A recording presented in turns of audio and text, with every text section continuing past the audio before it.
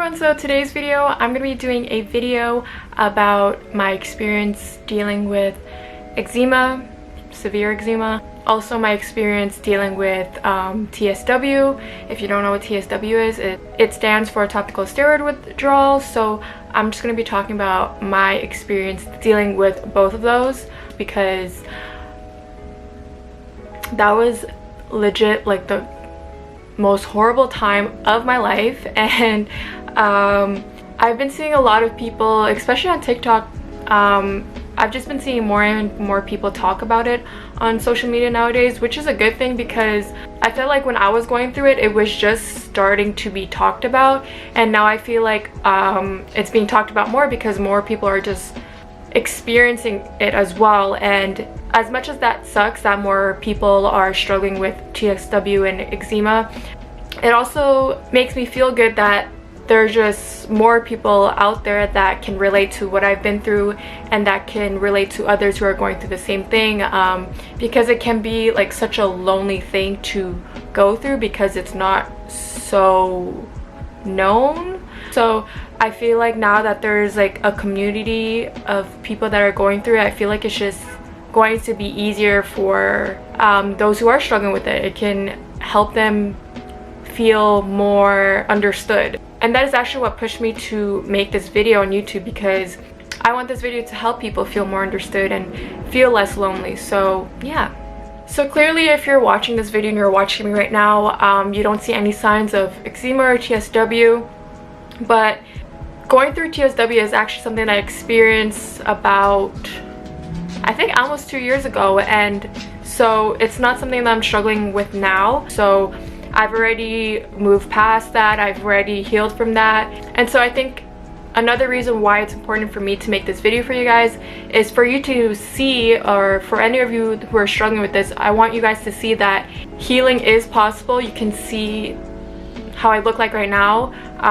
A lot of the times when I was dealing with TSW and severe eczema, I really thought that I wasn't going to heal, and so it's really nice to make this video for you guys to see how my skin is now, because it didn't look like this 2 years ago. And I just pretty much want you guys to see that healing is not impossible. You are going to heal.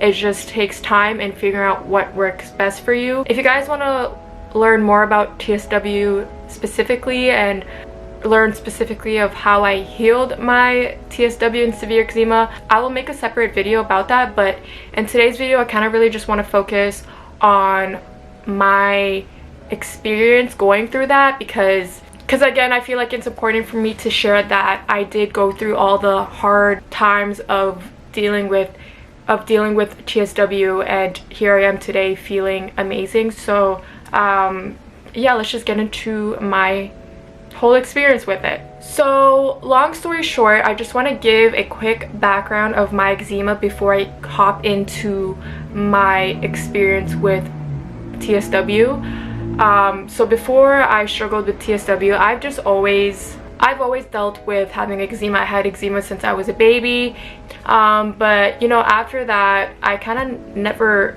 dealt with it till the age of maybe 8 years old. That's when I started to see my skin getting bad again, where I started noticing red burning rashes all over my body, especially on my arms right here and behind my knees.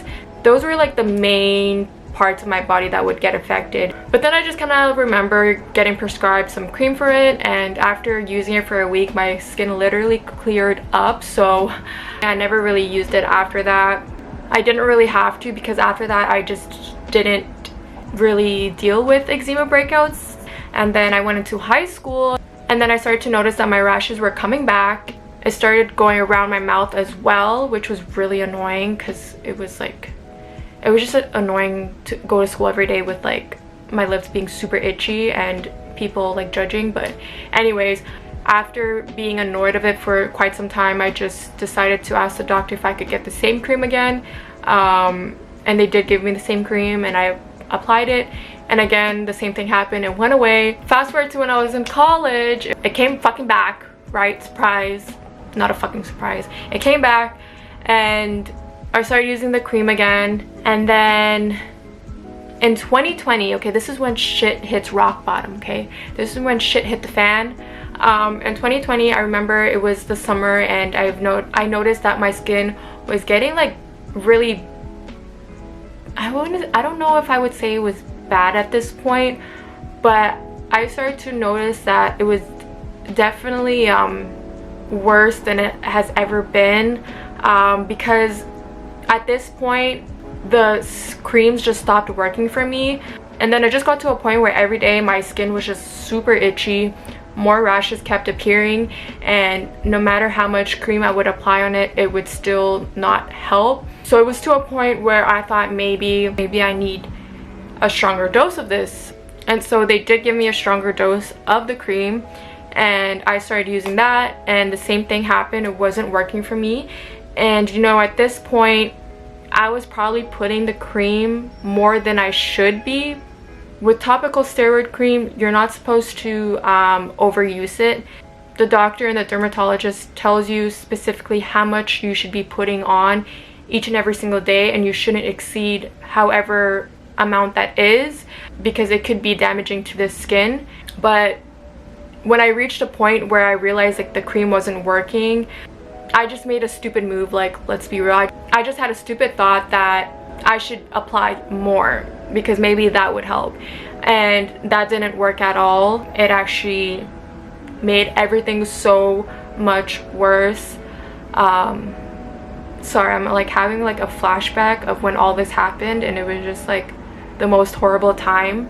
But I just felt like my skin was going crazy to a point where when I started itching, this time I would ooze, like my skin would ooze. After I scratch, I would feel like my skin was damp and wet, and I couldn't understand why. My rashes don't look like eczema rashes anymore. They are big, they're red, like super red, and they're spreading throughout my entire body. Like I said, I've only experienced rashes on like the same spots on my body throughout the years.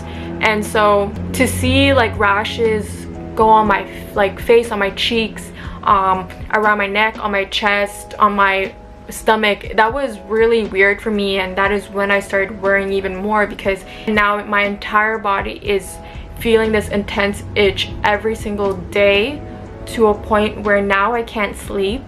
Everything that's just on my skin irritates me. Going in the shower irritates me, and my life stopped being normal at that very point. I don't know if there's people on here who's watching this who has never experienced TSW or eczema, but if you have dealt with it, and if you are dealing with it right now, you understand how bad the itch is. Sometimes I don't even like to talk about my eczema. Sometimes I don't even like to talk about my eczema to other people, because they would just say, you know, like just stop scratching, or just try to ignore the itch. But like I feel like sometimes people don't understand how bad the itch is. It literally takes up your entire body, and it's like you can't help but itch your body. Of course, I would love to ignore the itch and not scratch, because I know scratching makes it worse. I 100% know that. But there's times where you would rather scratch your skin until you bleed than to just sit there and like let yourself feel that itch, if that makes sense. And so after I've realized that the cream wasn't working for me anymore, and that my skin is actually getting worse from using this cream, I stopped using it completely. I just didn't touch it after noticing that, and I started to use natural eczema products that I would find on Amazon. I just remember after having the cream applied onto my body, I just remember feeling so itchy after that. I thought the itch was bad, but after putting something on it, it made it like even worse. Like so again, what do? I start freaking scratching my skin, and scratching to a point where the cream is literally off my skin, and I have to reapply it and then go through the whole thing again, where I feel super itchy having the cream on. And it was just like a horrible time, because you want to put things on your skin to help it feel better, but it just honestly makes it worse. So you kind of just like don't want to do it anymore. There's no in between. Like there was just no in between. yeah, I think I tried everything in the book, honestly. And so after realizing that no natural products, no natural remedies were working for me anymore, I just started to do my own research on ways you can treat your eczema. That's when I kind of discovered what TSW was. I never in my life knew what TSW was. I didn't know this existed until I started doing my own research on Google and found, you know, what it was. And when I started reading information about TSW, I was like, oh shit, bitch, this is what I fucking have. This is no fucking eczema. I knew from the jump that this shit was not regular eczema. I knew it was like probably severe eczema, but like now it makes more sense. Like what I was going through the past few months is not just regular eczema. This shit is worse than that. I've dealt with eczema my entire life, and it has never got to this point. I started to do research about how you can treat TSW because I just felt like going to the doctor or dermatologist wasn't helpful. I just didn't really think it would be helpful to me because I just know that they were gonna give me more of this cream that was damaging my skin, so I just really saw no point to it. And so that is why I started to do my own research online, and that is when I discovered people doing this treatment called no moisture treatment. And it's actually a thing that a lot of people are doing. A lot of people who struggle with TSW are actually doing this, and there's probably more people doing it right now. And so the next day I decided to start the treatment. I don't know if you guys are aware of the no moisture treatment. You guys can look it up, but that's something that I want to talk about in another video because I have a long story with that. But it was something that I tried. I did it for, I think I did it for 4 or 5 months, and I'm kind of sad that I actually don't have a lot of pictures because the majority of the time I was doing no moisture treatment, my skin was super bad to a point where I literally didn't look at my skin. When I was going through no moisture treatment, every single day of those few months I avoided looking at myself. Like I would cover up all the mirrors in my house. I got rid of all the mirrors in my room. I avoided taking any pictures. I stayed at home. I didn't go out. Even when I was like on my phone, I would make sure that I couldn't see my reflection by holding it a specific way because I just didn't want to look at myself. It actually got to a point where I was just always in the dark. I remember whenever I would wake up, actually I didn't sleep at all, but I remember when the sun would come up in the morning being so like irritated and mad because I just hated like sunny days, because that meant that my skin was just more exposed and that I could see it more as opposed to when it was like dark and cloudy. And I remember using the washroom in the dark as well because again I just didn't want to turn the light to see my skin. It was just like a horrible time, honestly. I think it really got me into a depressive state, and sometimes I don't even till this day I don't like to say that I was depressed. Not that I have anything against being depressed, but sometimes I feel like I have no right to say that I was depressed because I know that there are people who are actually struggling with like really bad depression, and sometimes I feel bad with saying that I struggle with depression because I just feel like there's always someone who struggles with something that's way worse than mine. Sometimes I kind of felt like I was being over dramatic for feeling depressed over a skin issue because I know people are going through like harder situations than myself. And so honestly, to be real with you guys, sometimes I felt bad for feeling depressed.